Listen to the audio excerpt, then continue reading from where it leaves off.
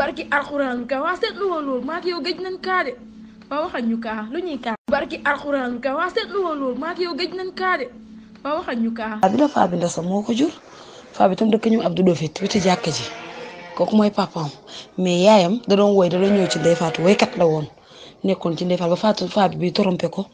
mu ne Ndeye Fatou jour tudd ba mu ñëw xale bi suñu loxo yi la juddoo ba mu ñëwee mu ne kii nu mu tuddati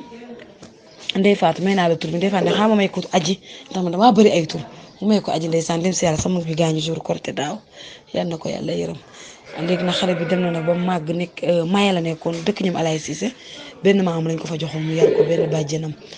léegi nag xale bi ës na nag ay nijaayam ës ba xale yooyu dañoo ne bàjj mère bi bu génn ñu nañ génn abal dootuñu la dundal nañu abal dëkk bi dem wuti fu kër baayam mu dem foo na kër ay mbokk yaayam loolu la waral mu génn ñëw Dakar avant mi génn ñëw Dakar na vacances wu ne ci ba am ci man 3 mois ma nekk ci ay problème ak moom ay problème guddee ba ceeg suba ngoon benn jour ma oo bàjjenam ma ne ko man daal vraiment aju mënatuma kaa yor jikkoom du sama jikko xool naa ba xam ne jikko yi muy def ak banditis yi muy def xajul ci man daal naa ko évacuer daal vacances mu ñibbisi mu abal ma mu dem ma dem yaay no amul benn problème aji xam naa jikkoom bi mu ñëw Dakar sax dama koo tere ndax aji mënut a nekk Dakar dafa capable dégg noonu la ñibbiwee ñëw nekkaat kër papam nekk fa ak tantam jiboo ñu ba tante ji ne na génn papam génne ko ci biti mu dem kër mbaat ayu mais kër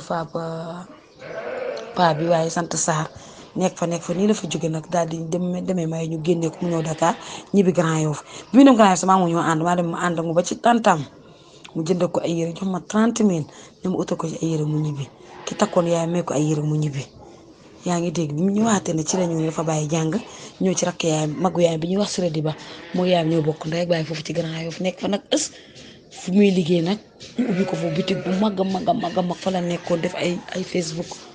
ay statut ay photo vidéo di wane ma koy gis chaque jour après bi na xamatuma fu mu nekk déggatuma ko gis dara ñëw fi ginnaaw laay tout le temps